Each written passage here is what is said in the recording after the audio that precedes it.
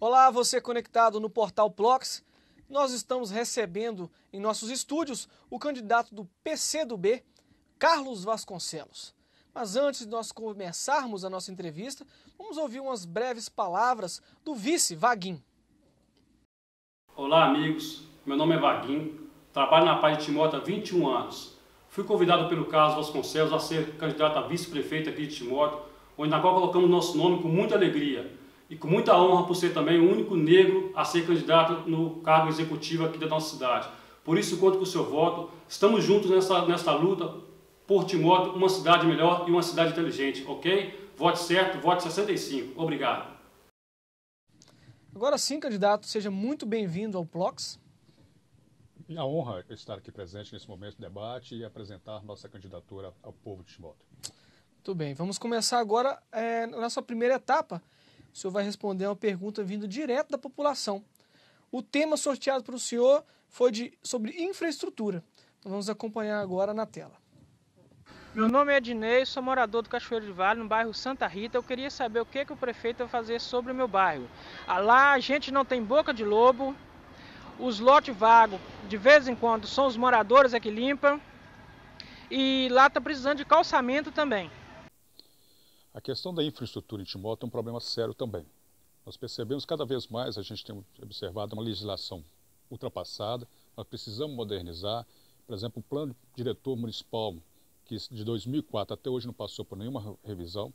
Agora, o que a gente percebe é isso, que nós precisamos investir cada vez mais no controle e investir também não só pavimentação, mas no controle de acesso à população e principalmente dar melhores condições de vida para todos os moradores. Temos entendimento que lá no Santa Rita, nesse caso específico, é uma área de expansão territorial, quase um limite de Timóteo. E com toda certeza, o que há mais não foi feito tantas intervenções por falta de vontade política. Por isso que nós sempre colocamos, nós queremos fazer trabalho com a comunidade. E pode ter certeza que nós vamos fazer um governo popular, vamos fazer um governo com as plenárias, onde a população vai definir e vamos abrir o orçamento municipal para a população definir onde deve ser investida. Então, o que nós entendemos que nesse caso específico, que não é diferente em muitos bairros, é um investimento na infraestrutura, principalmente no acesso. Quando eu falo acesso, eu não penso só se é asfáltico ou não, mas nós precisamos fazer como ele próprio já disse, não tem boca de lobo. Mas não adianta, nós também temos uma preocupação, porque muitos moradores reclamam que tem boca de lobo e está entupido. Então está tendo também a gente fazer um investimento debaixo da terra, como diz, garantir não só a construção, como também todo o que a gente pode dizer, a saída. E aí eu acho assim, o que nós queremos fazer é transformar Timóteo na cidade inteligente. E lembramos, mais uma vez, todo investimento nós vamos buscar a otimização do recurso. Candidato, o Plox preparou 3 perguntas-chave que estão sendo feitas a todos os candidatos. E a primeira tem a seguinte temática. No país está havendo uma instabilidade política muito grande nos últimos anos, né? O Vale do Aço também está vivendo essa situação.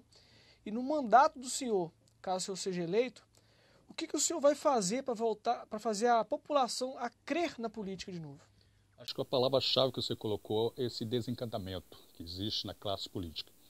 Eu acho que o que eu trago como mensagem, por ser candidatura nova, a gente está indo ao clamor da população de Timóteo. Não só na questão, eu não vou discutir a questão da instabilidade, mas eu vou colocar a necessidade, e nós estamos colocando esse serviço, de resgatar essa confiança na representação política. O que a gente quer colocar é aquilo que até é o preceito constitucional. O poder emana do povo. E acho que quando a gente faz um governo aberto, onde a gente está sempre atendendo o clamor e principalmente conversando com a população, é essa forma que a gente quer, nesse momento que a gente quer, nesses 2 anos, encerramento de mandato, é justamente fazer com que as pessoas acreditem que vale a pena e provar ainda que a população, a administração pública, melhor dizendo, ela tem que funcionar. E esse clamor, como cidadão, estou colocando a administração nesse sentido, de fazer que as coisas funcionem e funcionam bem, e dê a devida resposta a toda a população. O que a gente entende também, quando a gente fala da confiança, Eu acredito que muitas pessoas, né, nessa proposta, nesse clima que existe, é que no Brasil nós passamos por uma crise de identidade. Não sabemos para onde vamos. E isso reflete nas cidades. Prova disso é que a Constituição de 1988 ela fez a descentralização de todos os serviços. Mas, em contramão, a riqueza produzida na cidade vai centralizada no governo federal. Descentraliza as obrigações, mas na contrapartida do financiamento. Então eu falo assim, o sistema político brasileiro ele está ultrapassado, está viciado. E acho que é isso o nosso compromisso, a fazer também na administração pública essa frente de reverter a situação e, por que não dizer, ampliar esse debate a nível nacional para fazer o que realmente, olha, precisamos fazer um novo modelo de administração pública para que não só a cidade sofra, mas principalmente que Timóteo... Eu gostaria de lembrar ao leitor que está assistindo essa entrevista que após as respostas das perguntas do Plox, o candidato irá responder as perguntas dos seus adversários. Candidato, qual será a estratégia do seu governo para gerar empregos e dar oportunidade aos jovens? Primeira estratégia que a gente coloca, e eu vou afirmar que isso nós vamos trabalhar intensamente, é tornar Timóteo uma cidade inteligente, mas também um ambiente de negócios, em todas as frentes. Prova disso que a gente tem que buscar a potencialidade de Timóteo. Ano passado, quando nós estivemos à frente da Secretaria de Planejamento, e foi concretizado, nós já constituímos a Associação da Agricultura Familiar, uma associação que atende hoje mais de 60 famílias, produtores, e que já inclusive já tem a produção já destinada para a rede municipal de educação, ou seja, para compor a merenda dos alunos da rede municipal. Então, isso é uma oportunidade de emprego e renda. Então, nessa política que a gente fala da economia popular solidária, nós temos um espaço, tem uma vertente. Na questão das indústrias, nós sabemos que a produção, para gerar emprego, nós precisamos ter produção e ter empresas que sejam sustentáveis.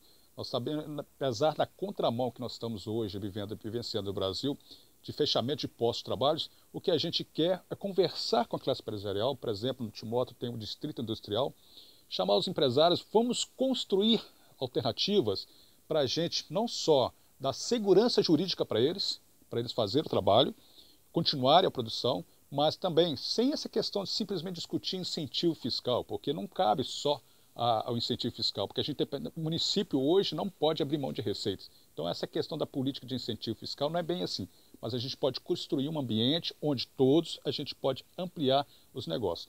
Agora, nós temos uma novidade, que é isso que faz parte, inclusive, do nosso plano de governo, é uma intenção de construir o Porto Seco.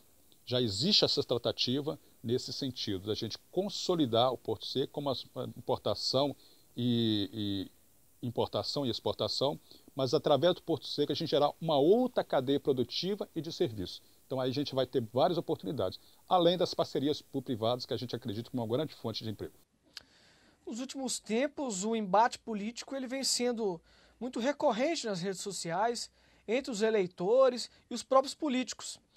Como que o senhor avalia a atuação dos seus oponentes neste período eleitoral? Eu vou fazer avaliação, e por princípio eu tenho, não ficar discutindo com meus adversários o comportamento. Mas nós temos por prática de fazer uma campanha limpa, já que é nisso. Preocupação maior nos apresentarmos, não só como candidato, mas como pessoas, onde que nós queremos mostrar, desenhar um novo modelo de gestão. E o que a gente tem presenciado, e mesmo sendo provocado nas redes, mesmo tendo anunciado mentiras envolvendo o meu nome, na carreira política também, eu não gosto de fazer esse debate em rede social. Eu tenho, por princípio, não entrar em debate. Eu gosto de conversar com as pessoas de forma presencial. Então, rede social, eu acho assim, é fundamental para divulgar, prestar informações. Mas esse tipo de embate, eu não tenho esse comportamento, não faço e não incentivo ninguém do meu grupo a estar fazendo isso, mesmo diante das provocações. Aí por princípio e até não só por questão de cristão, mas a questão de respeito. E é aquilo que eu gosto, se você tem algum problema ou você tem uma dificuldade de relacionamento, procura a pessoa pessoalmente em vez de ficar querendo fazer fuxicos ou especulações. Nós estamos vivendo um tempo que a gente tem que trabalhar com a verdade e ser intolerante às mentiras. E acho que a verdade, se a gente tem essa defesa, com toda certeza o seu governo vai ser transparente, vai ser propositivo. É isso que eu me preocupo. Então, na administração pública, eu trago essa preocupação de estar comportando e apresentando as propostas, vai ser esse o meu comportamento, mas me preocupa muito, muito, aquilo que a gente faz. Dependendo do seu comportamento que você tem na candidatura, isso vai refletir no seu governo.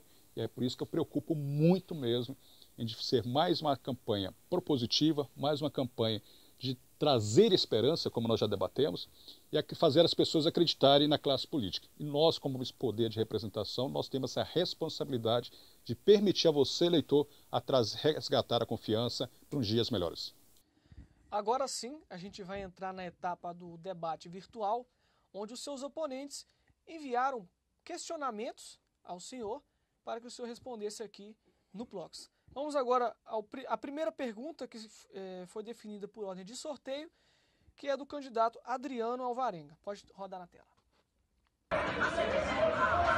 Carlos Vasconcelos, queria perguntar para o candidato Carlos Vasconcelos por que ele, como vice-prefeito, secretário de Planejamento, não conseguiu licenciar o Distrito Industrial 2, uma área de 500 mil metros que a administração municipal adquiriu da Peram, podendo ali viabilizar várias novas empresas, gerando emprego e renda. Por qual motivo que ele não conseguiu licenciar o Distrito Industrial do nosso município? Acho que o debate não é o licenciamento do novo Distrito Industrial. Todos nós sabemos que o primeiro distrito lá na região do Limoeiro também está confrontante com a mata do parque. E o distrito industrial, além de estar mais distante e mais próximo, inclusive, à mata do parque, depende de uma anuência do Instituto Florestal. Ou seja, o próprio parque tem essa autonomia e, por que não dizer assim, a interferência nesse processo de licenciamento. E claro, como até hoje não teve anuência. Então a discussão não é o licenciamento, a discussão é qual que é o impacto ambiental do distrito industrial onde está proposto 500. Eu vou aqui, se quiser a minha opinião contra isso, não é questão de governo, mas eu acho que aquela área reservada, a área nobre, próximo ao impacto, justamente onde foi construído bairros operários, inclusive, uma área nobre, acho que a gente tem que valorizar, a gente não pode prejudicar. Mas o que a gente sabe que governos anteriores, inclusive, já fizeram loteamento. Então, como vai fazer a discussão do loteamento com licenciamento? Tem uma grande dúvida. Mas, primeiro, que a questão da consolidação do distrito industrial. Mas trazendo um outro debate. O distrito industrial, que é chamado lá Limoeiro, até hoje não está regularizado. Como que eu vou ampliar a discussão do distrito ou instalação de novas empresas, se nem o primeiro distrito ainda está regularizado? Requer, inclusive, de regularização não só territorial, mas também da produção. Eu coloco como desafio justamente que no distrito industrial, todas as empresas que já receberam sua concessão, ela faça prestação de contas anual, ou seja, qual a produção, se está sendo um negócio sustentável e também está gerando emprego. A gente tem que fazer esse acompanhamento, que não existe. E digo, ano passado, quando nós estávamos à frente da Secretaria de Planejamento, nós recuperamos 14 áreas improdutivas e pessoas usando inclusive para moradia. E de um erro gravíssimo, nada funcionou. A segunda pergunta é do candidato Dr. Renato. Vamos ver na tela. Candidato Carlos, nós sabemos que uma das grandes reclamações da nossa população se refere ao preço das passagens. Junto disso, nós temos também um sério problema relacionado à mobilidade urbana. Como você fará, qual a sua proposta para a redução do preço das passagens e para a melhoria da mobilidade urbana? Essa pergunta é tão interessante, porque quando a gente fez essa discussão a livre do Plano Diretor de Desenvolvimento Integrado do Vale do Aço, o grande debate foi justamente isso. Região muito próximas e cada uma, a discussão do transporte coletivo não é discutido aqui. É discutido lá em BH. As concessões, o preço. E, para você ter ideia, a gente pode falar que o quilômetro rodado aqui, principalmente de moto e na região do Vale do Aço, é muito alto. É isso que a gente tem que discutir. Agora, a empresa que está lá em BH, aliás, as concessões são discutidas lá, a planilha é discutida lá e trazida só para cá, a primeira coisa, então, candidato, que a gente propõe, e você, eleitor, é rediscutir essa planilha de forma trazendo a discussão do preço ou da concessão de acordo com a realidade, não só de Timóteo, do Vale do Aço, que a gente tem que entender isso. Por exemplo, em Patinga, Amaro Lanari, Fabriciano e Patinga. Então isso interfere. Como aqui também em Timóteo, nós colocamos essa discussão. Se a gente observar, praticamente é uma via. E por que o quilômetro percorrido é muito alto? Muito. Por isso que o preço da passagem ele é elevado. E agora, a gente também tem que fazer a discussão, e aí essa proposta, dentro daquilo que já foi definido no plano diretor integrado do Vale do Aço. É de fazer a discussão de como um todo. E por que não interligar? Hoje, Timóteo e Coronel Fabriciano estão muito próximos. O preço da passagem é inferior do que o interno. E o outro lado, quando se fala da mobilidade, a gente tem que entender que já foi iniciado um trabalho para se fazer essa discussão. E é necessário e requer não só a atualização da legislação para a gente fazer. Hoje, como a cidade não foi devidamente planejada, nós temos que rediscutir. Me assusta muito uma administração pública que não tem um engenheiro de trânsito, por exemplo. Como que vai ser discutir a mobilidade, as questões do trânsito, se não tem um engenheiro? Primeira coisa, então, é a gente contratar um profissional para responder de acordo com a sua competência. Vamos agora para a terceira e última pergunta do candidato Douglas Wilkes, na tela. Candidato, nas eleições de 2016, o senhor foi eleito como vice-prefeito junto ao senhor Geraldo Elaro. Logo no início do governo, o senhor foi nomeado para uma pasta importante, a Secretaria de Planejamento. Participou ativamente de todas as atividades do governo. Gostaria que o senhor explicasse para a população o que levou o senhor a abandonar o projeto de Hilário, que hoje apoia o candidato Renato Martins. Acho que a discussão, não sei qual foi o nexo do fato de ter ocupado a Secretaria de Planejamento, o fato de ser vice-prefeito, acho que não é essa a discussão, meu candidato. Mas o que a gente coloca não é as decisões, nós somos livres para tomar as escolhas. E cada um tem que ser responsável para as suas escolhas. Acho que esse é o processo democrático. A questão não é, acho que talvez até alguma pergunta deve ser direcionada qual a decisão. De quem tomou a decisão é que faz. Agora, nossa proposta, a nossa candidatura, é que a gente está vivendo um cansaço, e voltando talvez até a nossa primeira pergunta, há um cansaço generalizado. Prova disso que a população hoje, o eleitor, não está querendo comparecer às urnas. Por que será? Será que a velha política está cansado? E o que eu mais estou ouvindo na população que é justamente isso, não quero ninguém que já passou por lá. Não quero. Nós queremos uma candidatura nova, a nossa proposta é que a gente dá oportunidade para o novo fazer de fato. Vamos dar oportunidade para o novo?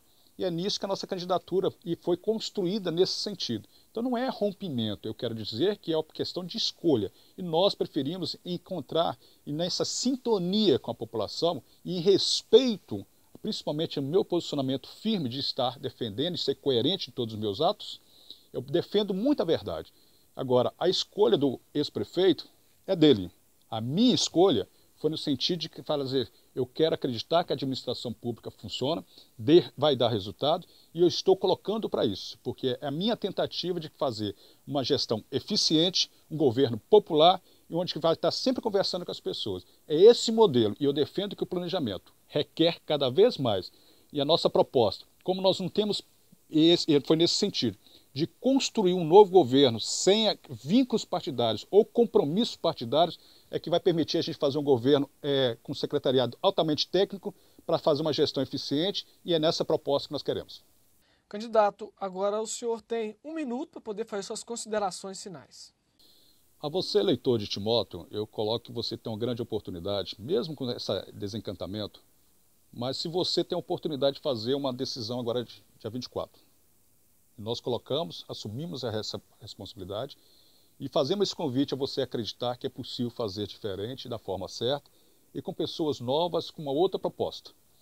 Se você se omitir diante desse parecer, como já ouvi que não quer comparecer à urna, anular, você vai deixar do jeito que está. A questão da opção, você quer a mudança? Você quer renovação? Vamos trabalhar? E digo, a única promessa que eu faço é trabalhar intensamente para ajudar as pessoas.